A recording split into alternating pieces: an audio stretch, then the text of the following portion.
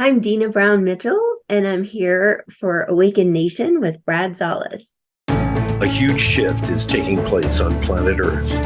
People seem to be waking up. Tired of the way things used to be, they are creating something brand new and changing the world we live in. My name is Brad Zollis, and I get to sit down with the next generation of idea makers, the disruptors, and the game changers.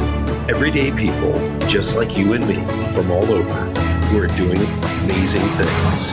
Welcome to Awakened Nation. Ladies and gentlemen, I have a good friend on today.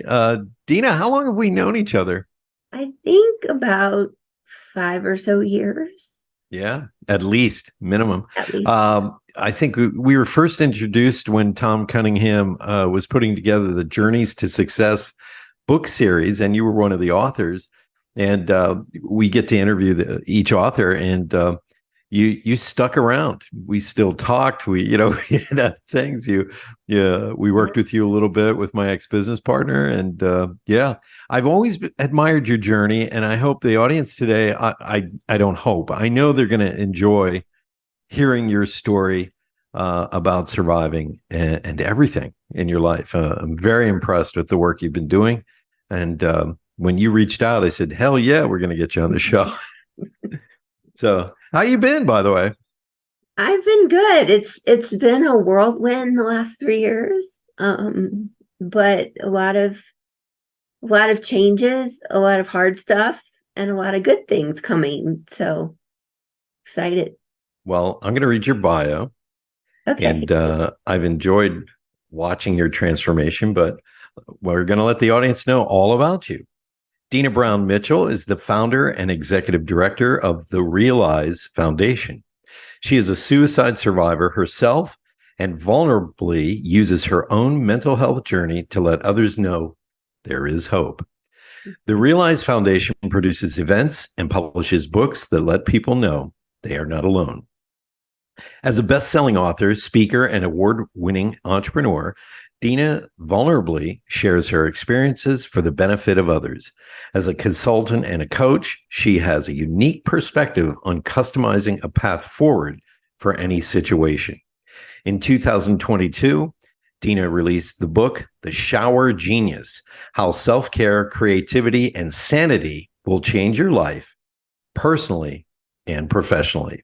She's written other books too. We're going to go into those. Scars to Stars and Change and all these other things. But Deana, welcome to the show. Thank you, Brad. Thanks for having me. I'm excited to be here.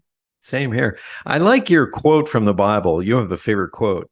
But I will restore you to health and heal your wounds. Jeremiah 30:17.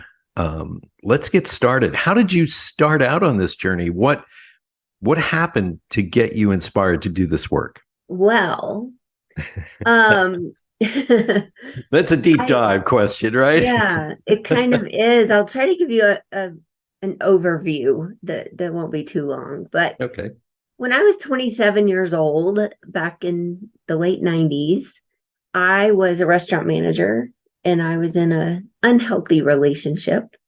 And I just decided one night after a little too much alcohol that I didn't want to be here anymore.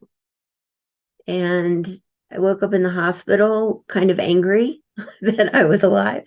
Yeah. And after some really hard months after that, with my own self-reflection, I didn't speak about it for 23 years. And nobody knew. My parents didn't even really know the whole story. Nobody in my life really knew about it. But it was something that I dealt with every day, and I realized much later in life that I had dealt with depression and anxiety most of my life, but I'd never understood what it was. Mm-hmm.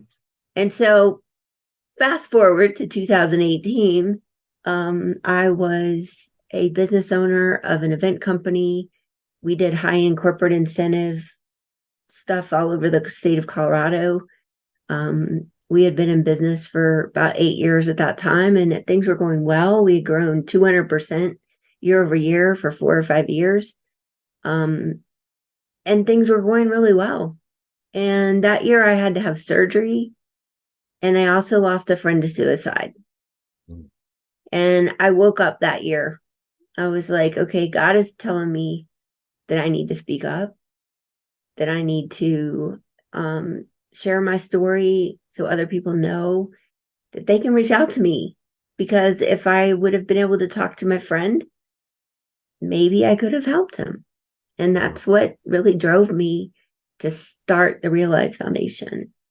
And then after COVID, I lost my business, closed the doors, walked away with nothing.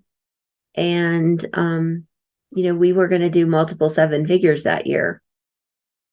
And I had to walk away. And it gave me some time to really process my own journey and try to figure out what I had learned in the past 30 years of my career and what I wanted to do with that. Yeah. And so I focused on the foundation first, and now I'm starting to focus on a new business. I love your story. Going through that, anybody who's listening, you have to probably resonate with some of what Deana's talking about, which is dark night of soul. You go through this heavy part, but I want to talk about this. It seems like the good Lord above won't let you get away with not dealing with stuff. And so no matter how successful you may think you are, or you can be, or you're crushing it, you'll hit a wall, folks, and you'll be forced to kind of go back and look at your demons, your shadows, and things like that. And I think you and I were starting to work together around that time a little bit.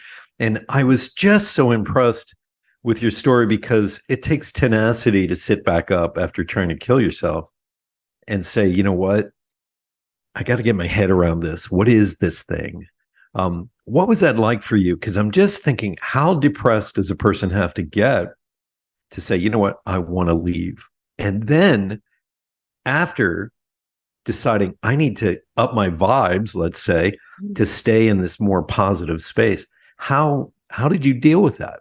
Well, I think there's several things. I think I didn't understand it at the time. And for a long time after, I didn't really understand it. But when I look back now, I feel like I let outside influences control my mind. It was I would say it was more emotional and verbal abuse in the relationship I was in. There was no physical abuse. I struggled my whole life with feeling enough and proving myself, and I've always been that person. And so to have somebody who put you down all the time, it just made it worse. Yeah. And so I think if I would not have been in that situation, I probably would have never acted on that. I think it was just it was a bad situation. And I think there's a lot of people in the world who get in situations where they feel stuck and they can't get out. But there's always a way out. There's always hope. And we can talk about that some more later. But I think that was part of what I processed, in 2020 when I had the time, is that it wasn't my instinct to have suicidal thoughts, but I definitely had depression a lot in my life. But when you're a person who is susceptible to depression, and then you're in an environment that is tearing you down all the time, it makes it hard. You don't have to go this personal, but how much of this was from childhood traumas that attracted you into these kind of relationships? Because I know for myself, I grew up in a very toxic environment. Mm-hmm. And for many years, I would attract and date and move in with and do all, people that fit that jigsaw puzzle of my own dysfunction. And so about you, I want to talk about this a little bit, just so that our audience can understand. If there's someone listening, if there's someone who is on the edge of suicide, what is it that you realized in those moments? Well, I don't think, I had a very loving, supportive family. I didn't have really much trauma in my childhood, other than I was a tomboy and I was always getting hurt, breaking bones or stuff like that. But I think that what started it for me was probably my high school relationship that I thought was going to last forever. Right. And I got my heart broken. And Mm. when that happened, I think I continued throughout the next, I don't know how many decades, looking for someone who I loved as much as I loved him. And I've never talked about this, but that was like age 15 to 17, I guess. And it's like that time of your life when it's new and, you don't know any better. And, about when I was 32, I met my now husband and we've been married almost 20 years. And I would be heartbroken if I would have made a decision to marry anyone else in my life because he is the best. I know. I've seen you too. He's a great guy. And I see the joy that the two of you have. One of the things I want to point out to our audience who's listening, if you heard in Deana's story, she had a good childhood. She had support. She was athletic, and if you're a tomboy, you got to be sure of yourself. This came later where something shattered her world a little bit. Or a lot of it.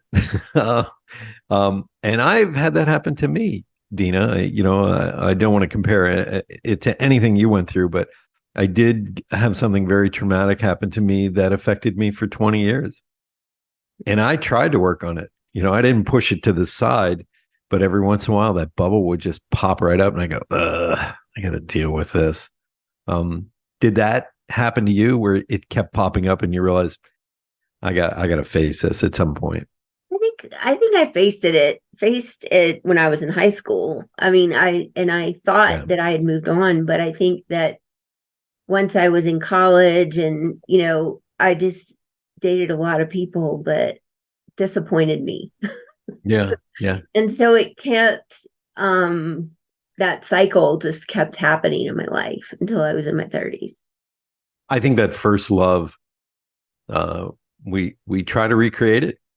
There's no other feeling like that very first time you fall for somebody and everything seems to click and it's wonderful. So I think we all try to do that. So what methods did you use to kind of get out of this? Did you go to therapy? Did you learn new techniques? What was it? Well, it's kind of a funny story, but I'll share. Please. When all this happened, I was in Phoenix, Arizona, and I'd grown up in Louisiana, so I've moved a lot in my life. Right. But I was in Phoenix, and like I said, I was managing a restaurant, and there were three people I knew from college time that lived in Phoenix as well, and they were good friends of mine. And so there were times when, they would come over to our place and hang out with me or whatever. And so they were there one night and my partner at the time came home drunk. And, there was words exchanged and I just, they wanted me to leave with them. And I was like, no, it's fine. Like like I said, there was never any physical thing. It was just words. Yeah. But just words can be harsh, but it wasn't physical. And so one of my friends, we went to architecture school together. We're still good friends. And she called me not long after that. And she didn't know what had gone on. She didn't know that I had been in the hospital and all this stuff. But she called me and she said, I'm coming to get you because my sister and I are going to see this tarot card reader. And I was like, I don't believe in that. I don't want to go. And I really just didn't want to leave my house because it was my day off and I didn't want to see anybody. I didn't want to do anything because that's just the place I was in. Right. And she didn't take no for an answer. She's like, I'm 5 minutes from your place. I'm coming to get you. So I went with them and we went to this place. It was kind of like a store or gift shop. I can't really remember. And in the back corner, there was this lady sitting at this table. And she read all of our tarot cards. I could not tell you one word she said about that to me. But what I found out at the end of our conversation is that she was a licensed counselor. And she gave me her card. And so I obviously kept it, but I didn't have any intention of going to see her. And so the time frame of this year in my life is very vague. So I don't remember how much time had passed, but it was sometime that year. I was at a party. Like I said, I was managing restaurants. So I was hanging out with people I worked with. Alcohol in the hospitality industry is normal. Yeah. Growing up in Louisiana, alcohol is normal. So Yeah. I never really thought twice about my drinking. And this night I left a party to drive to another party. And then the next thing I remember, I woke up in my Jeep on the side of the road and I didn't know where I was. Wow. Wow. And I was scared that I had done anything wrong or hurt anyone, but I knew that I hadn't wrecked my car or anything like that. It was just, I must have pulled over and fell asleep. I don't know. But that was my wake up call. And I went home that day and I had seen that lady at some point. And the only thing I remembered her telling me was that I needed to burn sage in my apartment. I needed to rearrange my furniture and I needed to write down all my thoughts and burn them. And I thought she was crazy. Yeah. And I kept going. Well, when I got home that day, I was off that day. And so I started rearranging my furniture. And basically, I did everything she told me. And it was like that first step of getting out of the funk I was in, but it didn't fix everything, but it definitely helped me take the first step. And then I went on with my life as a single person for quite a while and worked and started a business not long after that failed miserably and, did many things. And then after moving a few more times, I met my now husband, who's amazing. So Michael saved the day. Yeah. I didn't really know it at the time, but eventually, yes. I'm laughing because you two are so cute together. At that time, you're probably thinking, this is a bunch of hokum, move my furniture and sage. What are you talking about? And you're in Arizona, so this is common, believe it or not. So, and getting back to the drinking part, yeah, I grew up in Pennsylvania, so an ice cold beer with meat or meat byproducts was usually the norm. So you're kind of living in this milieu of maybe dysfunction. You had good friends who really cared about you, but a lot of people talk about this, Deana, this sort of disassociative state, as you're almost numb or you're out of your body partially and you're not dealing with these issues. I've been there. I'm not saying you per se, I'm saying in general, everybody, where you don't think there's a problem or you're like, what's the big deal? But I love the fact that you got this wake up call where you don't even know if you fell asleep or you just black out drunk. I have a friend of mine who he would drink, and once he got to a certain amount of beers, he would function the rest of the night, but he wouldn't remember anything. And so I love the fact that was your wake-up call simply because you care about other people and you really cared. Did I hurt someone? Mm-hmm. And it's a slow process, folks. It isn't a miracle that happens overnight. You, Deana, you stepped slowly into wanting to get healthy. And I love that about you. Did you feel, looking back now, did you start those businesses and all those other things while you were single just to maybe avoid dealing with the issues? Or was it just your natural way of doing things? I think that I have always had a very strong work ethic. Mm-hmm. And I've always been a very responsible person and driven person. Right.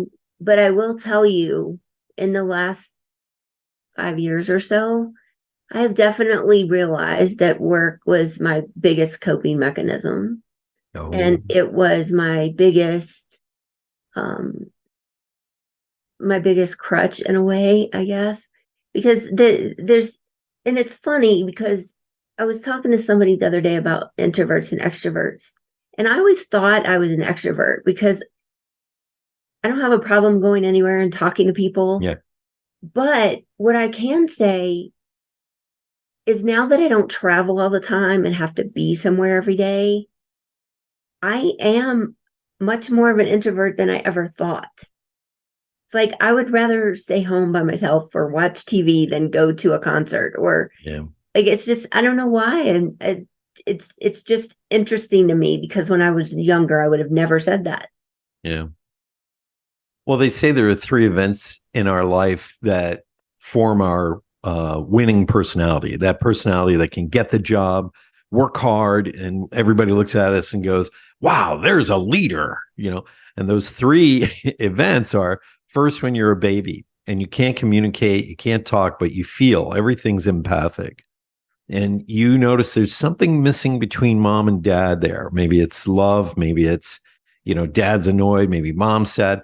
And as a child, you change your personality a little bit to make mom happy or dad happy.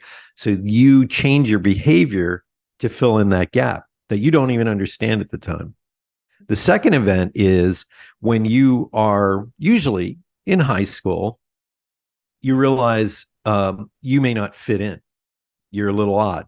You're a little out. So we adjust our personality to fit in, to have friends, to be able to, get the A's and the B's and things like that. And then the third event, and not everybody experiences this until very late in life, and that's when you realize you are truly alone. A major event like the death of mom and dad. I lost my parents almost a decade ago, and I can tell you, you finally realize this is all on my shoulders. And so I think, I love what you just said, where you threw yourself into work. And a lot of people do that, especially men. I think men, when they're dealing with mental health issues, they just, well, I'm gonna dive into work. I'm gonna work extra hours. I'm gonna make that money, and here's the reward.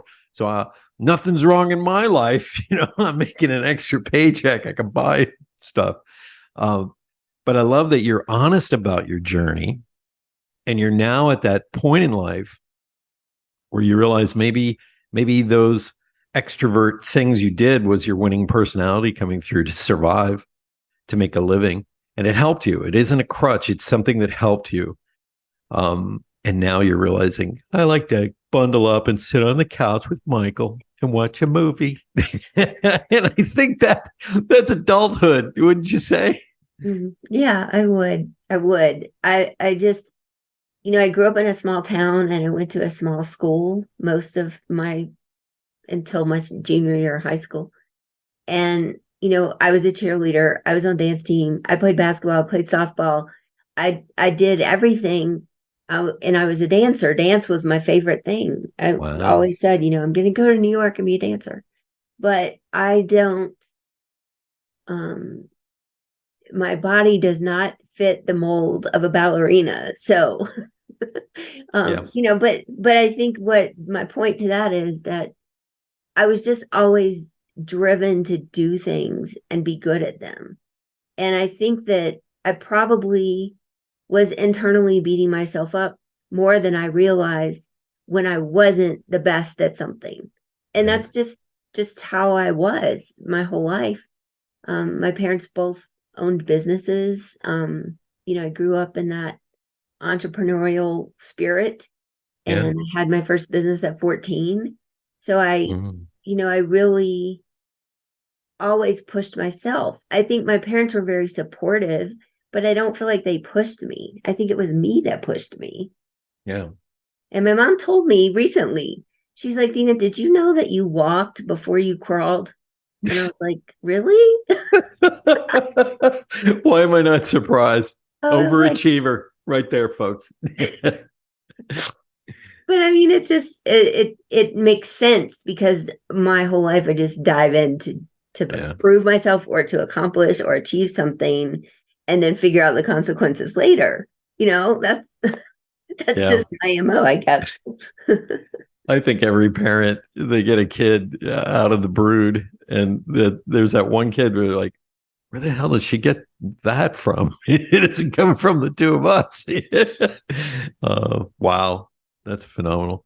Let's talk about that first book you wrote, the Scars to Stars. Well, this is two of them. We have three, actually. Nice. There's two. And these books are published through my nonprofit, the Realize Foundation. Right. And they are stories of overcoming adversity.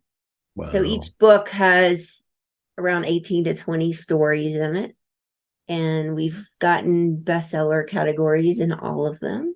That's phenomenal. I know they've reached most of the world, and they are changing lives. And I'm super excited. We're going to do 2 a year as long as we can. So I want everybody to go to your website. Where can we get the books? Can we go to Amazon or your website? Amazon. Okay. If you like Chicken Soup for the Soul, this is Chicken Soup for those who tried to attempted suicide and how they came out, on the other side. I recommend everything Deana does. She's a good friend, and I love your work. So thank you. All of the stories are not about suicide. Some of them are about anything like abuse or addiction or anything that gets us there. And I think our mission is suicide prevention, but we feel like the hard conversations and catching people when they're struggling before they get to ideation is the best form of prevention. Heroic stories, really. That's really what they are. Thank you for sharing that. Sometimes we can go through something really painful and just, how do you get through it?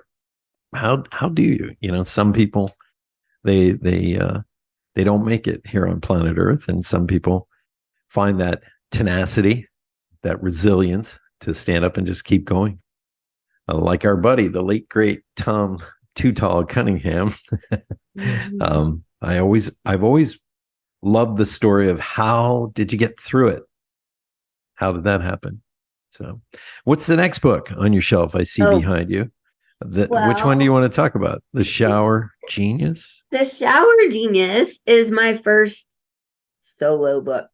And what it is it's basically a 12-step framework that I created for myself that I shared with the world.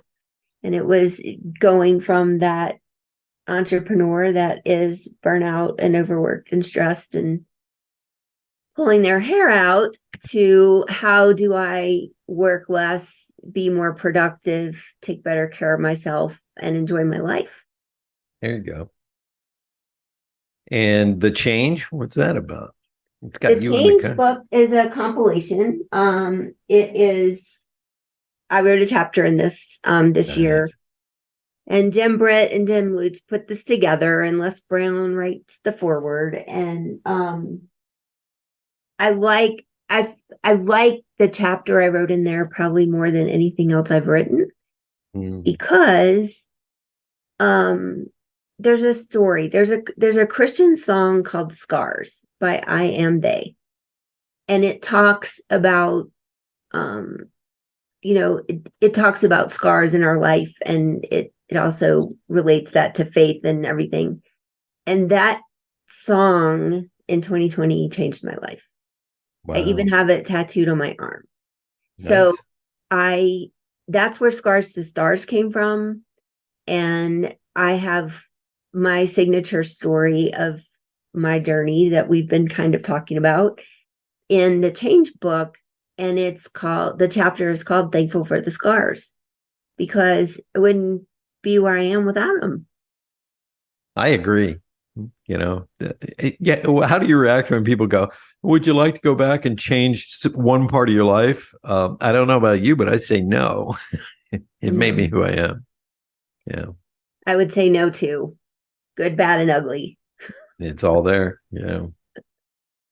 Well, I look back at my own life, and I was kind of a jerk in my 20s, you know, late teens, early 20s. So I was, yeah, full of myself, piss and vinegar. And now the version of myself I like so much better, because that 20-year-old who was kind of the way he was, it's neither good nor bad. I was reacting to probably low self-esteem. And so I was compensating. That's all arrogance is. It's compensation. And so now the version I have now I like. So I'm sure you feel the same way. You're the version you've become. You like much more. Am I correct? I do. I think I've found my purpose in the world. And I thought that, I thought when I was running my event company, that was it for me. That I enjoyed it. I liked what I was doing. I got to be creative. And I read a book in 2020 called The Big Leap by Gay Hendricks. Oh yeah, I've read that. And he talks about your zone of excellence versus your zone of genius. And that really struck me because everything I had done in my life, I felt like I was good at it. I felt like I enjoyed it. But what I'm doing now is really exciting. And I'm working on stuff that's not even out in the world yet. So I'm super excited to get more out in the world very soon. Can you give us a sneak peek at all? Are we allowed a little sneak peek on this? Yeah. So I started a new company and it's called Genius and Sanity. And I love it. I love that name. That's good. Genius and Insanity. it's really working on. I mean, I have a course that goes along with the Shower Genius book, but I'm doing another one that's a little different. And it's talking about the genius equation and the sanity factor. And so that is what I'm working on now. I love it. I love it.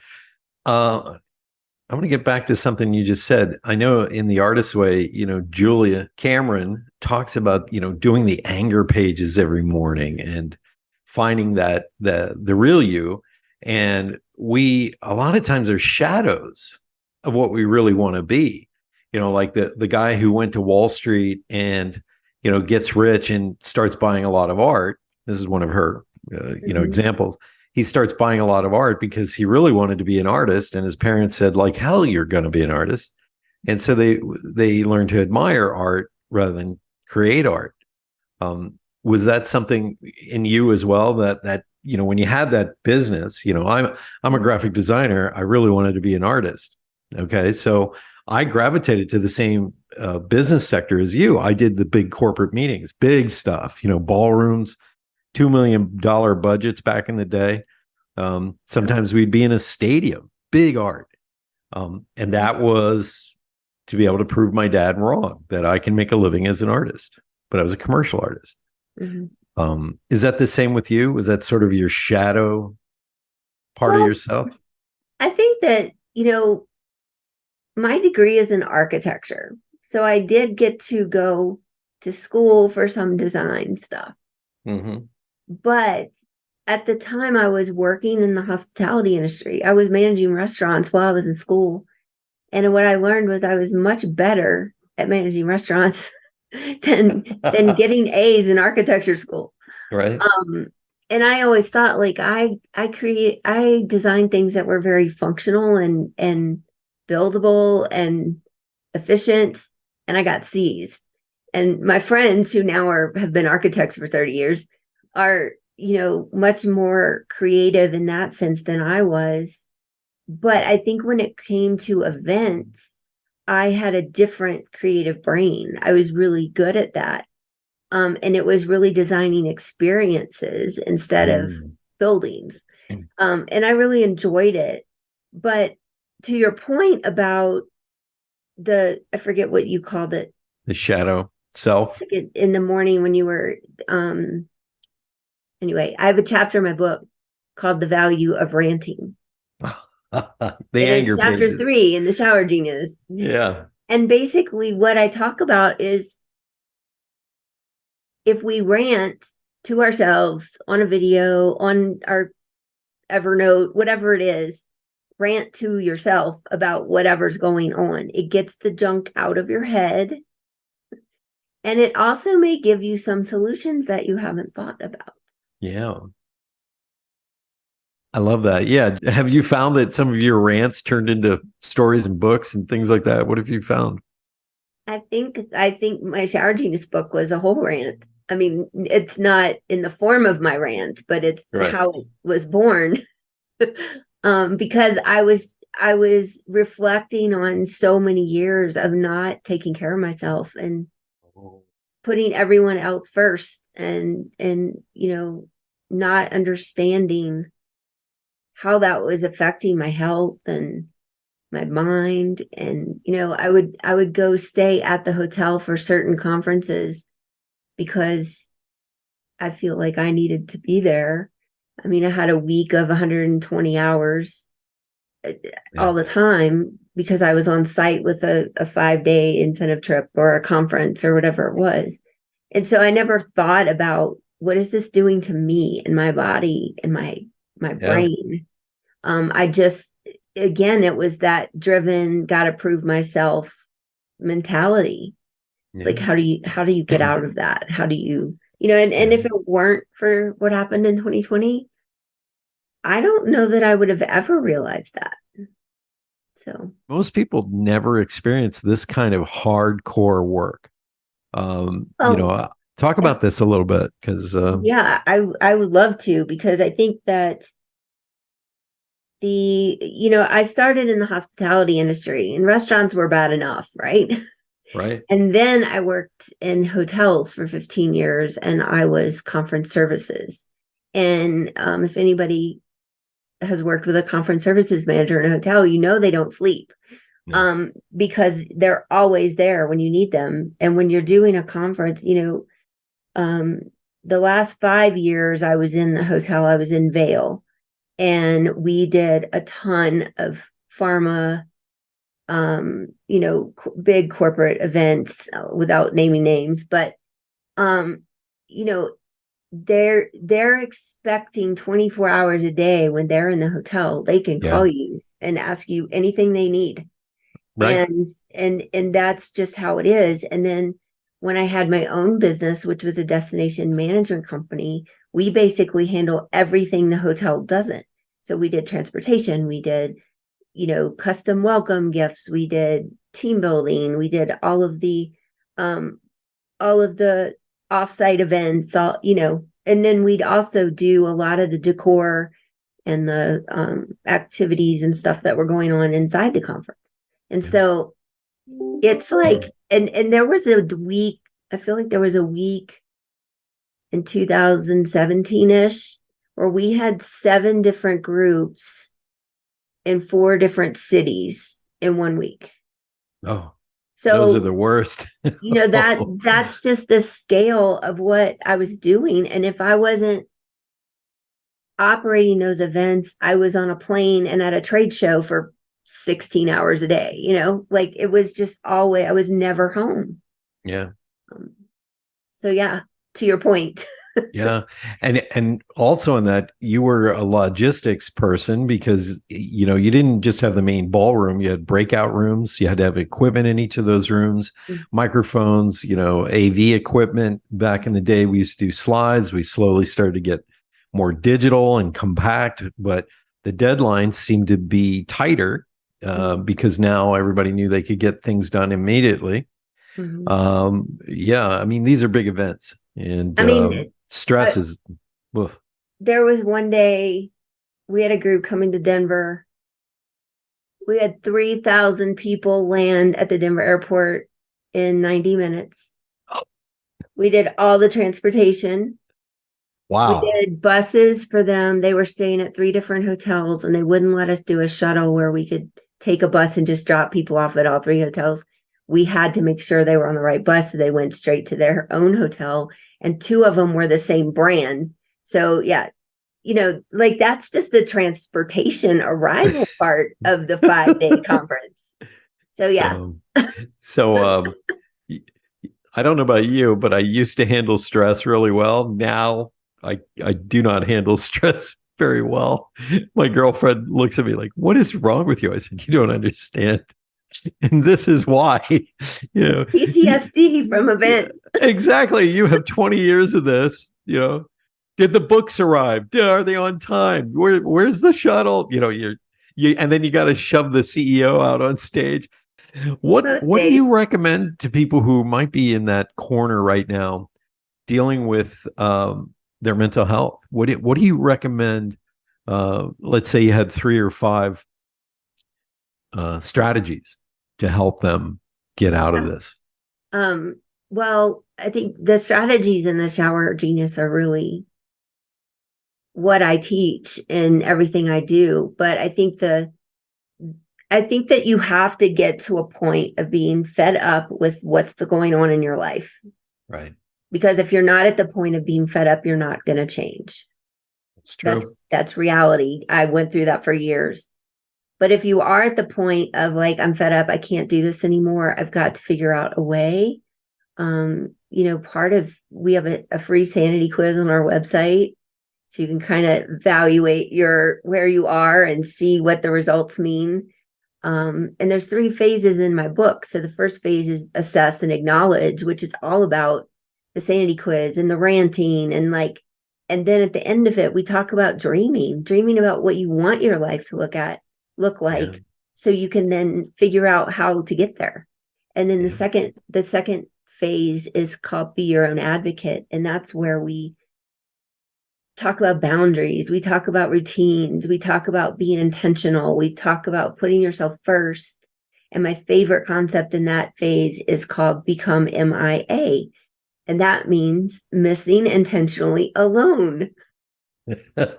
So, whether it's an hour lunch by yourself with a book or whether it's like, I'm going to go rent an Airbnb for a weekend and like totally de-stress and brainstorm my next week or whatever it is. So that's my favorite.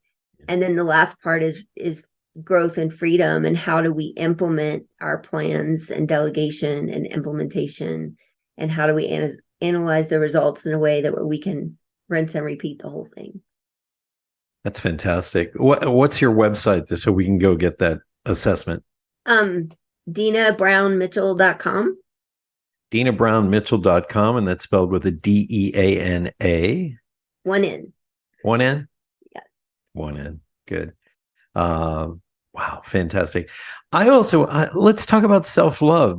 It seems like stopping to do some self-care for some people that doesn't seem very important. And yet, as I get older and older, I start to realize those little tiny moments of self-care are the most important for me to excel in life. What do you do, or what have you discovered in this self-love kind of journey? Yeah, I think it is so important, but I didn't realize that until I was in my 50s. So yeah. I don't want people to think I've always had that in my life, because I haven't. But I think it is extremely important. And like you said, it doesn't have to take a lot of time. I like to sit on the deck in the sun for 10 minutes. I don't do it every day, but I do like to do that. Yeah. Journaling in 2020, journaling saved me. I mean, that really helped me. And it's even not anything I've gone back and read, but it was just getting it out of my head. It's kind of like ranting. It just gets it out of your head. And it helps you process it. And one of the authors in this last book we just launched, Scars to Stars, said to me on his interview, he's like, Deana, you write down the words and you look at the paper and it's just words. It's not in your mind anymore. It's out and it's just these words on paper and it doesn't mean anything anymore. And I thought that was profound, because when we're dealing with trauma, it's the best way. Writing is so healing. And most people come to us and say, we want to write our story to help others. And it immensely helps them every single time. But yes, self-love is so important. And I think the very first thing in 2018, after my surgery and I lost my friend, the thing that I did is with a lot of nudging from one of my employees, was I joined a gym. And I played sports my whole life and worked out, but I just was so focused on work all the time. I didn't make time for Yeah. anything. I mean, I'd go on a hike every once in a while or whatever, but it really reminded me how much better I felt when I would do something active every day, or even every 3 days a week, Um, and the other thing is just eating healthier. I didn't used to even think about that. And now I You're think right. about it a lot more. But I think the biggest thing is I call it hashtag PYF, like put yourself first, because nobody else is going to take care of you if you don't. It's just like the airplane and the oxygen mask, but Yeah. it's like you can't take care of your family and your employees and your clients and all the people in your world if you don't take care of you. One day it's going to catch up with you. And so it's a really important point. What was that? PYF? What is that again? Put yourself first. PYF. I love this. Put yourself first. Wow. And folks, I know that some people are on this kick nowadays where, self-love is ego and all this is like, no, I can't serve. I can't sit here and interview, 130 people if I don't get up and take care of myself and get a good night's sleep and do my research and sip a cup of coffee and get ready. You can't serve in the capacity that you want if you don't, like you said, put the oxygen mask on first. And I love that you said that. So thank you. I have a quick story to Please drive that share. home better. I was doing an event one time. I think it was 200 people. We were here in Telluride, so we're about 10,000 feet. I don't even remember what company it was for, but we were doing an outdoor event, and I had several team members there helping me, and we were setting up all day, and I didn't have water. I never took a break or ate. I let everybody else do that, but I didn't do it for me. And Right. so by the time we got everything set up, it was a really sunny day.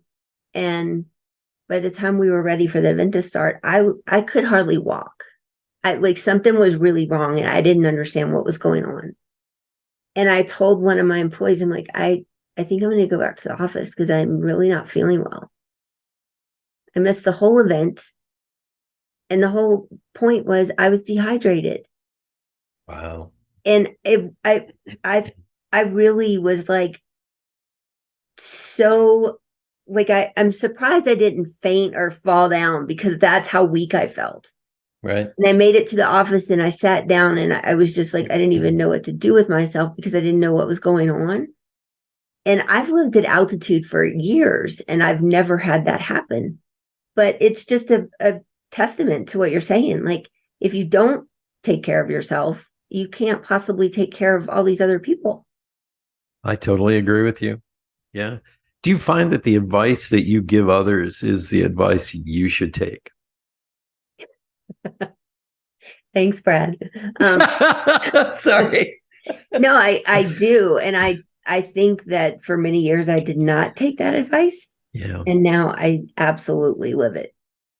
The reason I ask that question is sometimes I found myself giving someone advice and I'm halfway through the sentence and I go, oh, that's for me. It's like that guy, that Brad Zollis is a jerk, And so I'm sitting there going, oh, maybe I should take the same advice. Yeah. I mean, I think we Dork. all need reminding and we all need to, sometimes we get that break and we get that self-love and care and rest, and then we're like ready to go again, and then we forget like we need to do it on a regular basis, not just like once a month. Yeah. Yeah. So we're going to do a lightning round in a minute, but I want to ask if you had to tell anybody anything right now that's sitting in, a mental health crisis, what would be the advice that you would give them? I would say what I always say, which is you matter and you are worthy and you are enough. But I also think that you need to give yourself a break. And depending on what's going on, you may need outside help, like a counselor, or call me. I'll talk to you about whatever it is going on. There's resources on our website. We have interviews with all of our book people on YouTube.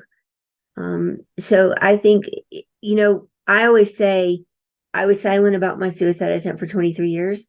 And if there would have been a Scars to Stars book and I could have read a story about somebody similar to me and I could have reached out to them, it would have changed everything.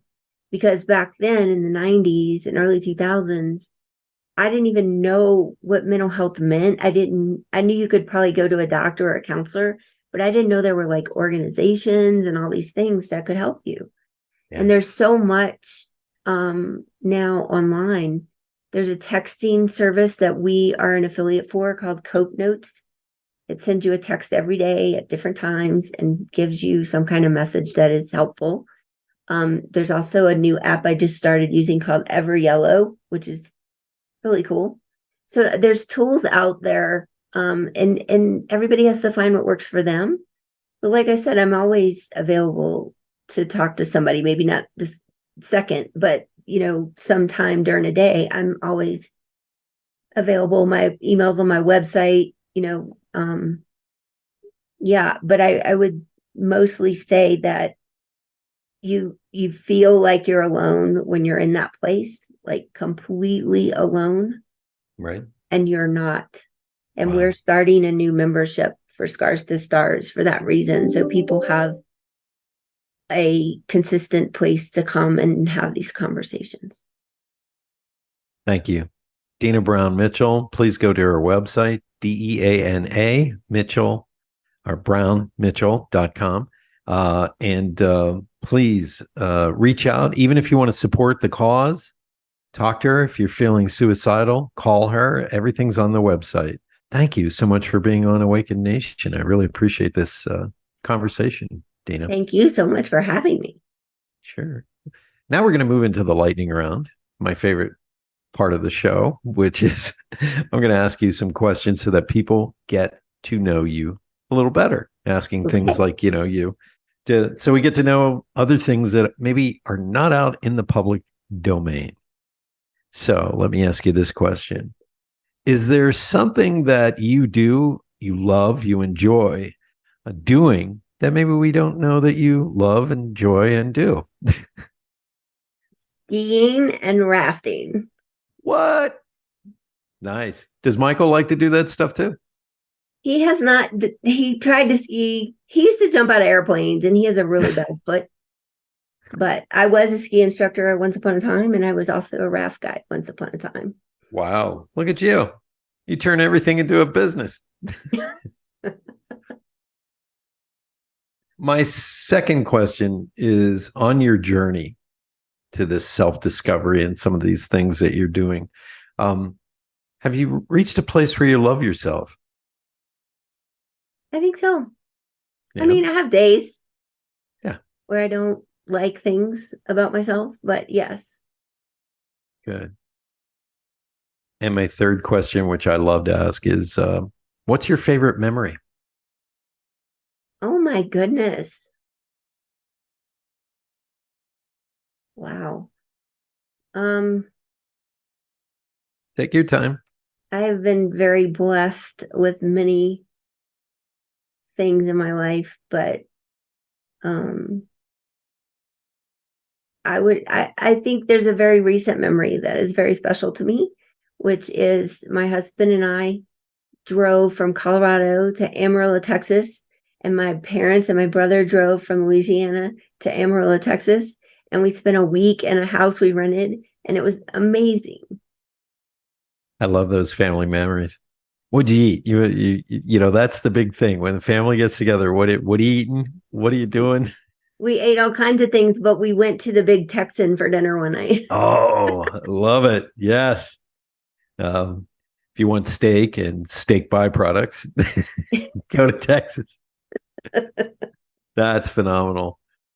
Deana, thank you so much for being on Awakened Nation. And my hope and dream is that people reach out to you after hearing this episode and they get some real strategies to help them through whatever they're going through. So thank you. Thank you so much. Thank you, Brad. Thank you so much. You're welcome.